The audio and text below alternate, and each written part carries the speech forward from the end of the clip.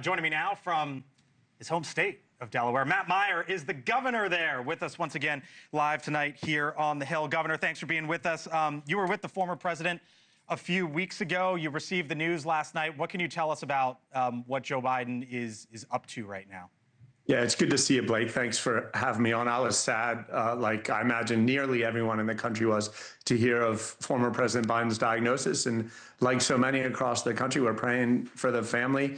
As Dan just articulated, we all know how challenging it can be for a family to go through this. And we ask that everybody give the family grace and support in this challenging time. We all should come together as a country, regardless of who the former president is, regardless of what your political party is. Let's all root for the Bidens and make sure they get through this. There are, and everyone is, as the immediate reaction, obviously, Governor, myself, I'm sure yourself, all of us here, we're focused on him and his health, but there's now the conversation. We just heard it out of the Oval Office, and for example, today from the Vice President. Let me play for you J.D. Vance. I'll get your reaction. We really do need to be honest about whether the former president was capable of doing the job. I don't think he was able to do a good job for the American people.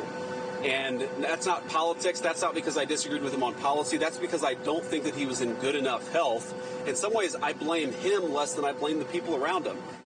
Do you find that to be a reasonable question or a reasonable line Blake, the last time the Trump administration did a medical diagnosis, he was telling the country to drink bleach. So I'm not sure we really rely on the Trump administration right now to make medical judgments. Well, I don't know that they're making medical judgments. I think they're raising a question, and I don't know where this goes, Governor, but I mean, there's already Republicans signaling that they might want to investigate some of this, and I just wonder if you find that to be a reasonable line. Well, can we have an independent doctor go in and look at our current president's medical condition?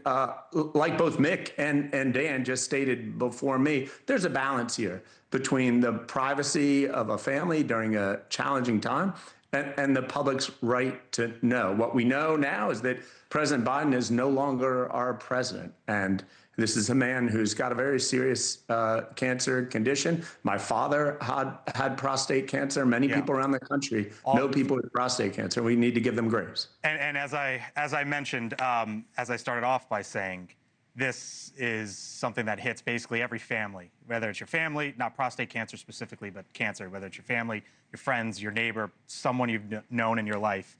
I'll give you the last word.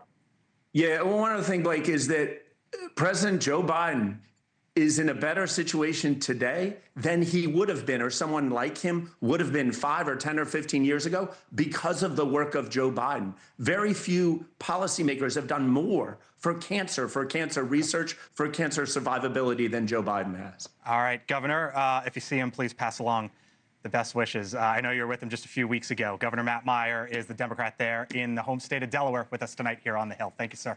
Thank you for watching. Subscribe below and download our NewsNation app right now on your phone, and you will get fact-based, unbiased news for all Americans.